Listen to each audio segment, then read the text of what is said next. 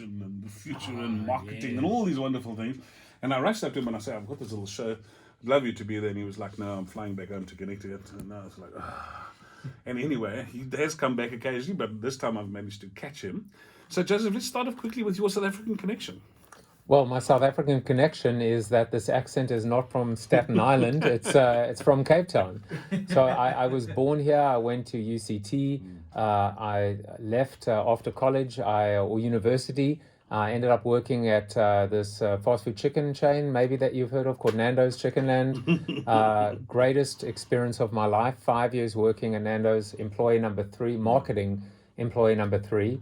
And then, I say I left for all the wrong reasons. I went to the US for the wrong reasons. I went for love, but it worked out. And so I've been there 23 years and married a South African. So the connection stays, and it's a strong cultural one.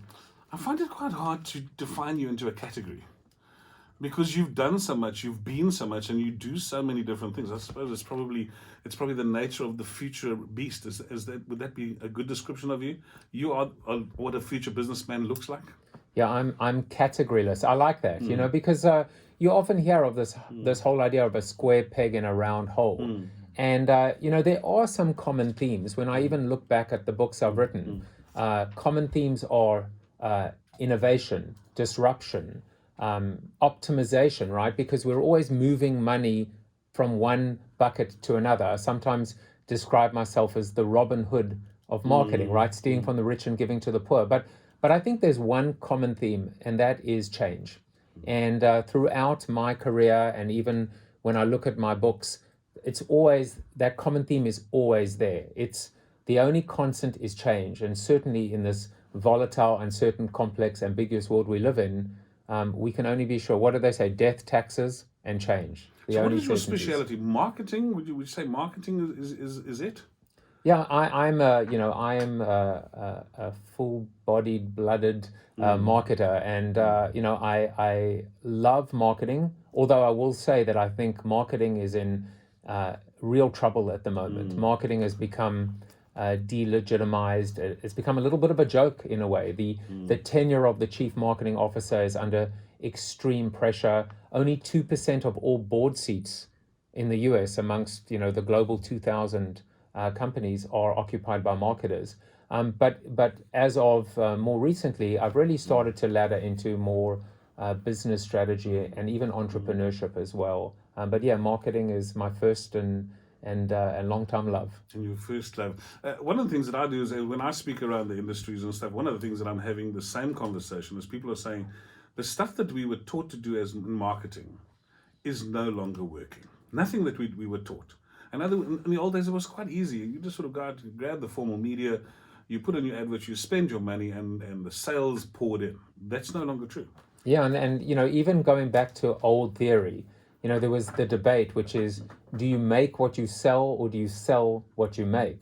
And I think a lot of people move very quickly into this idea that this isn't just about we produce and then we fool you into or persuade you to buy our stuff. It's switched to become more customer-centric, that if we listened to our customers and if we involved them in the process, we could actually create a much better shared partnership. And I think that was a big shift. But you said something that really, kind of struck a chord with me, which is that the actual tenets of marketing, the basic marketing principles, are out of date. They're staged. Absolutely. The traditional marketing funnel was created by essentially an insurance salesman, almost a snake oil salesman by the name of E. St. Elmo Lewis. And it was created in 1879. That's how old it is. So in my third book, Flip the Funnel, I said, to hell with that. Let's flip it around. The funnel should get bigger over time, not smaller, right? Because the marketing and sales funnel always said we go from awareness to interest to desire to action, or cold leads to warm leads to hot leads to third degree burn leads. And I said, well, wait a second, why does our marketing investment get smaller over time? Why are there diminishing returns on our investment? It should get bigger. The more we spend over a longer period of time, we should get increasing returns on that investment. And I'll just tell you a little anecdote. I learned marketing from Professor Philip Kotler's textbook. Years go by, and it's about 2006, just after my first book has come out. And I'm asked to keynote in Caracas in Venezuela. And there are only 2 keynotes giving 3-hour webinar, 3-hour seminars. Let me guess. One is myself and one is Professor Philip Kotler. And I actually sat down with him last year. He, by the way, endorsed my book. He's on the cover of my book. And I sat down with him and I said, I hope you don't mind, but I took a lot of your marketing theory and I kind of improved it and debunked it and said it's kind of broken. And he looked at me and I said, I hope I haven't offended you. He said, offended me? He said, it's about time somebody built on top of that. Exactly. And so, I've learned so much from him because he's still learning. He's constantly learning. And he has that humility that recognizes that, he doesn't control the conversation, but he's created this amazing foundation. His book, Marketing Management, has had more editions than I've been alive on this planet. And yet he's still an active learner. And one of the things that I've learned, which is so important, and this applies to our relationships, whether it's our spouse, whether it's our kids, whether it's our employee relationships, every teacher is a student and every student is a teacher. And when you come into every conversation and relationship with that open mind, only good things can come out of it. Joseph, I've got so many questions I want to ask you, but we all know what the traditional marketing space is. And what I keep trying to say to people is try to separate marketing from sales. Because there's a huge difference in actually making sales. And today, I was looking at something you did, and we just mentioned it outside, is that you've resurrected your newsletter. Tell me why. Explain to me why you think why it's valid in today's world. Yeah, because listen, again, that comes back to the humility of what's old is new again. Too often, especially, and look, I say I'm not an ageist, except when it comes to corporations, old corporations. But we never should think in terms of extremes, too old, too young, or whatever the case may be. And so to be able to say old is bad, new is good, right? Old equals dinosaur, new equals bright and shiny objects, drones and AR and IoT and and all these silly abbreviations sometimes at the best of times. Well, I started writing a weekly article for one of the trade publications. And then someone came to me and they said, we'd like you to write for us, but we'll brand it. Let's brand it. And so they called it Jaffe Juice, which now has become, if you look for me online, if you type Joseph Jaffe or Jaffe Juice online, I'm Jaffe Juice on everything, Twitter, Instagram, etc., etc. And then I said, you know what, it's time to evolve that. And I started blogging and Jaffe Juice became a blog. But that needed to evolve as well. So Jaffe Juice became a podcast and Jaffe Juice became a video show called Jaffe Juice TV. But today we're living in an age where if we don't have first-party data, in other words, direct relationships with our customers, with our readers, with our audience, we're dead. If we can't have a dialogue with them, an intimate dialogue, if we don't know them by name, by email address, by birthday, we don't have a chance to succeed in this, world with so much noise and clutter, etc. And so the newsletter made sense because I'm building my list and I'm building these relationships. Personal. It's personal. And I've every person that subscribes, I've earned that subscription. And every person that unsubscribes, I clearly didn't give them enough value. Absolutely. So here's a question I want to ask you. I haven't even mentioned the name of your company because I don't think it really matters, because people follow Joseph Jaffe, they don't follow your company. It doesn't. And how important is personal branding today in any organization, even in the corporate? I mean, the individuals that work within that organization, do they own the customers? Do the customers follow them when they move? I'll tell you something, that I have this love-hate relationship with personal branding. Because I think sometimes we become too big for our own boots. And but at the same time, everyone brands and everything brands. And we're in the business of brands, right? And so can a person be a brand? Of course they can, and of course they should. But never lose sight of who you serve and why you're here. And it goes back to the V word, right? Value. Add value. I'll say one thing which makes me maybe a little bit different to other people. I don't believe the customer is in the center. And I don't believe the customer is in control. This world is in chaos right now. Nobody's in control. And our customers don't want control. They don't want our control. They're just trying to get through the day, to pay down their mortgage, to connect with their spouse or their children while their children are like buried into their mobile phones. So it's wrong to be able to give our customer too much power. We just need to know, we need to give them a little bit of respect, maybe a little bit of control, but not too much. And I think that to me is a huge shift in terms of how we look at it. Because again, what we tend to do is think in extremes, extreme left, extreme right. Look at politics, right?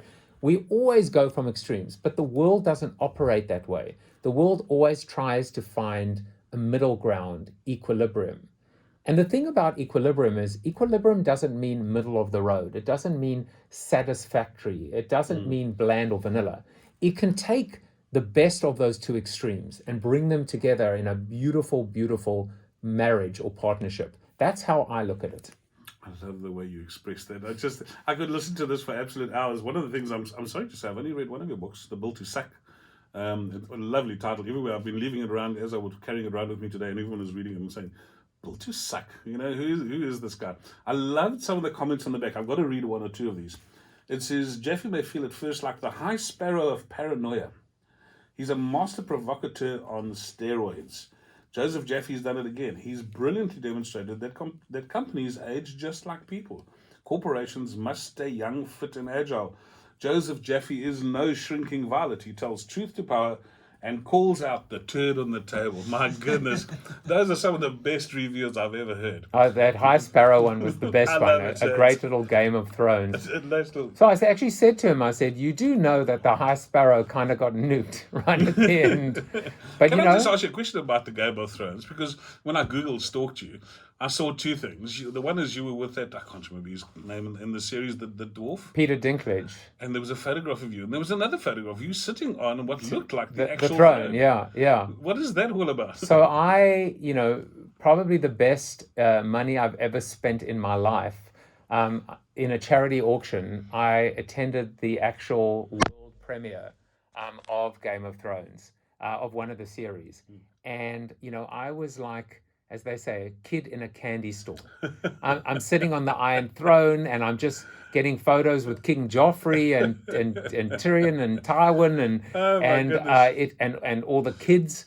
It was just incredible. So we actually saw the premiere about 2 weeks before anyone else saw it, and the dragons were there, and it was just incredible. But by the way, so I'm going to bring that back to marketing, right? Which is I call that, and it's in the book as well, priceless experiences, things that money can't buy.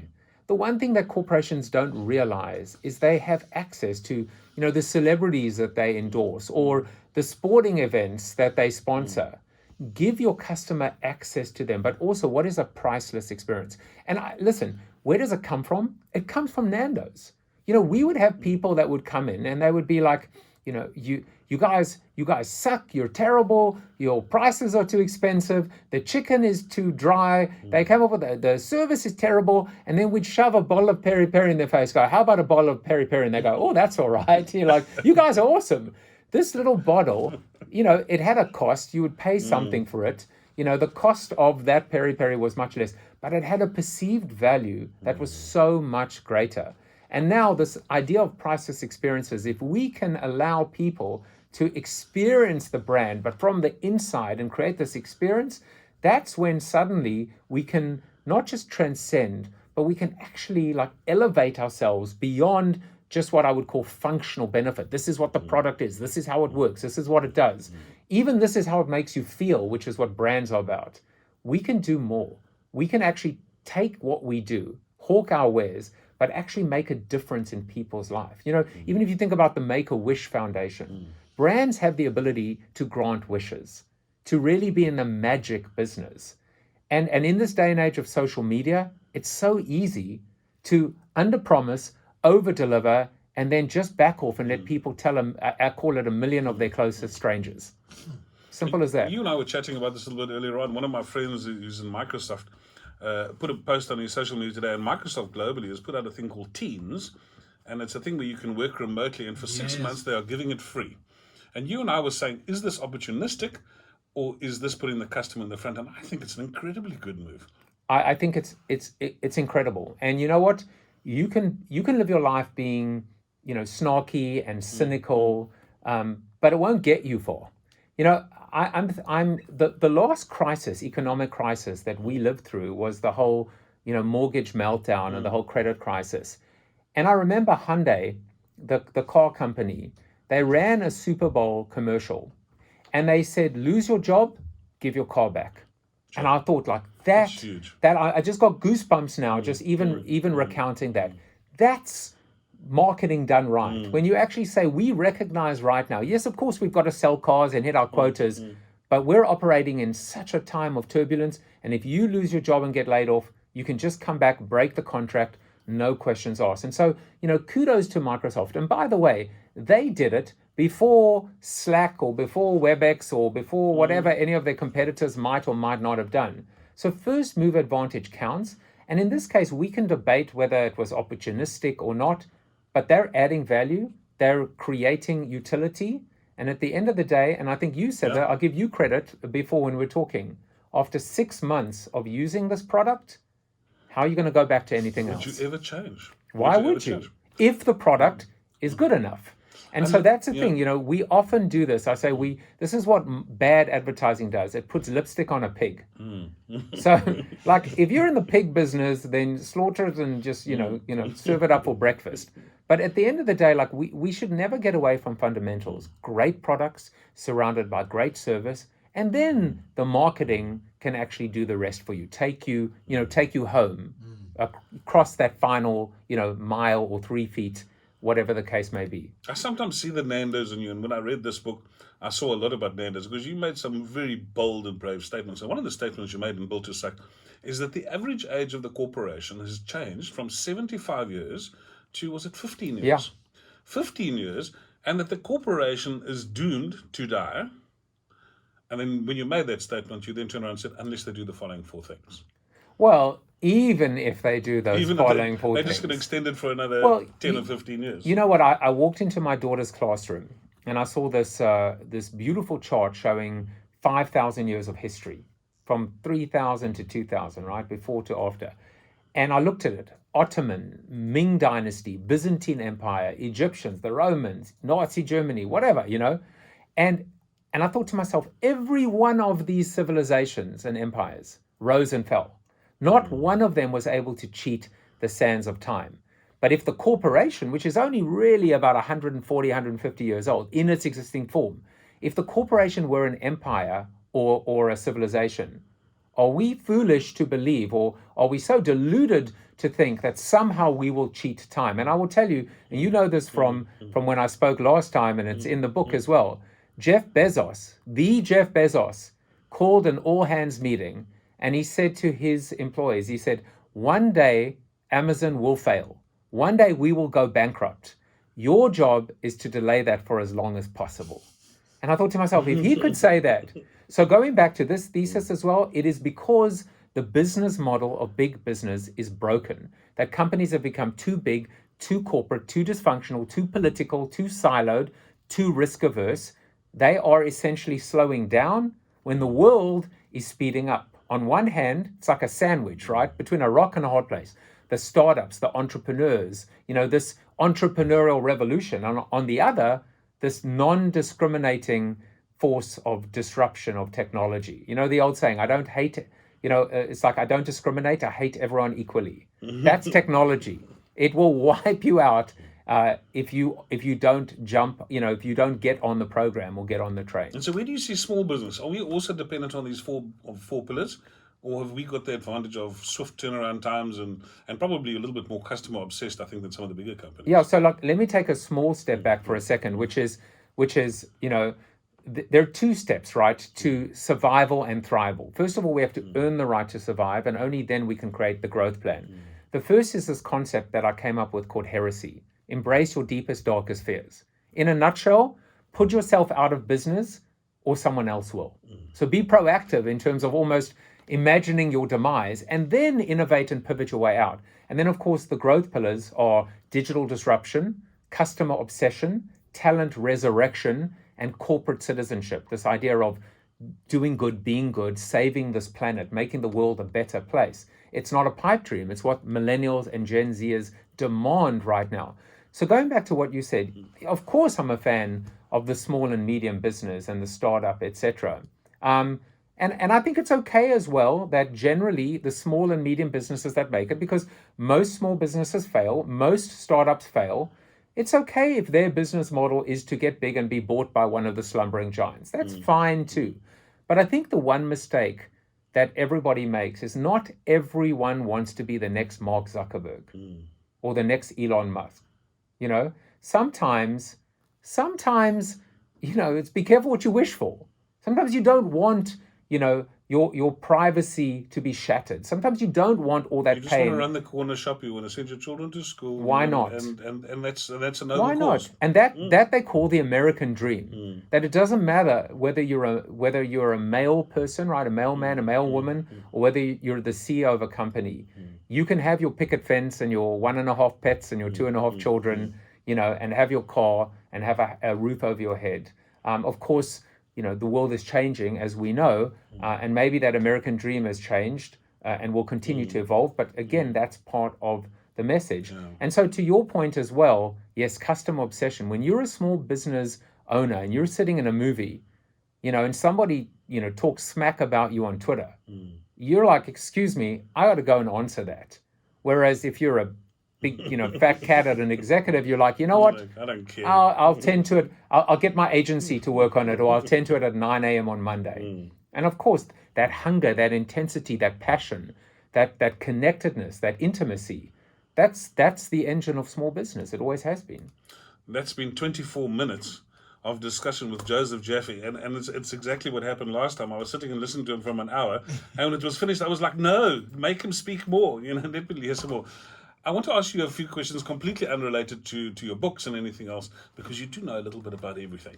So tell us about the American elections. What's happening? Are we going to see another 4 years of Donald Trump? Just enough to be dangerous. Look, so I've taken this perspective, which is I'm trying to judge and talk about the American election purely from a marketing standpoint.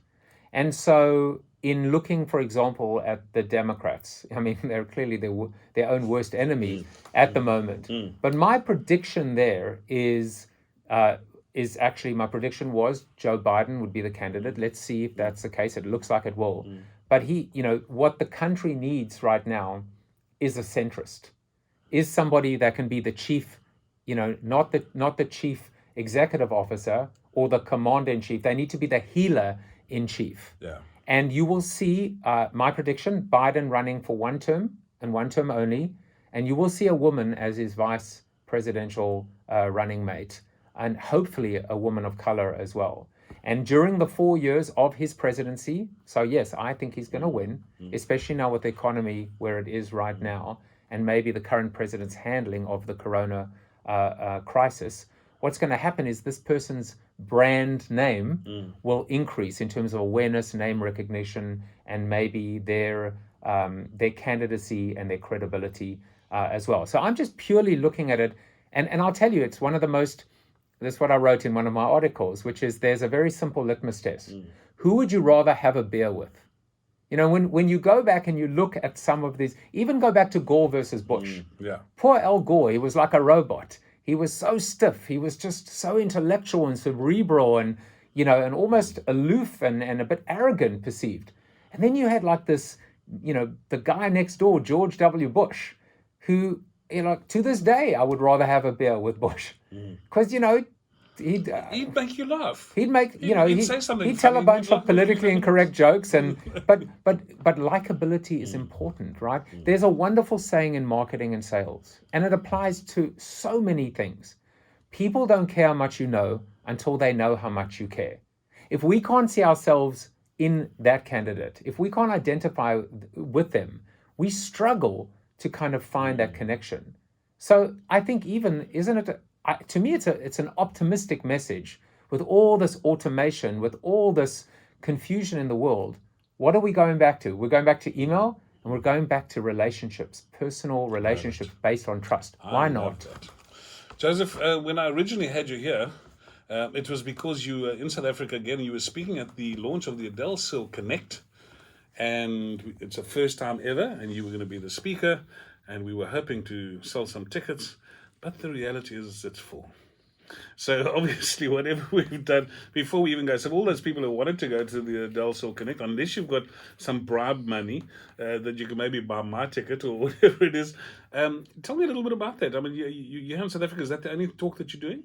Because I think there's a lot of people going to want to hear what you have to say. Well, I did something on my bucket list, which is I went last week. I lectured the fourth year marketing students at UCT, and I was that student in 1992 when I graduated. So for me, the ability to go back and hopefully inspire them the way I was once inspired was a huge plus for me. And then, of course, this is the inaugural Del Sol Connect gathering. The first one, yeah. Yeah, they're trying to bring in younger business people, leaders, movers, shakers, and so I'm thrilled to have been asked to speak. And yes, I mean, if people are desperate to come, they're going to have to demonstrate their ingenuity, their getting a ticket and getting past security. Yeah, I mean, they look. I guess they can come in and say they know Joseph Jaffe, and then I'll have to verify it. Joseph Jaffe, I think there's going to be lots more opportunities. You come to South Africa quite often. You have your family still here,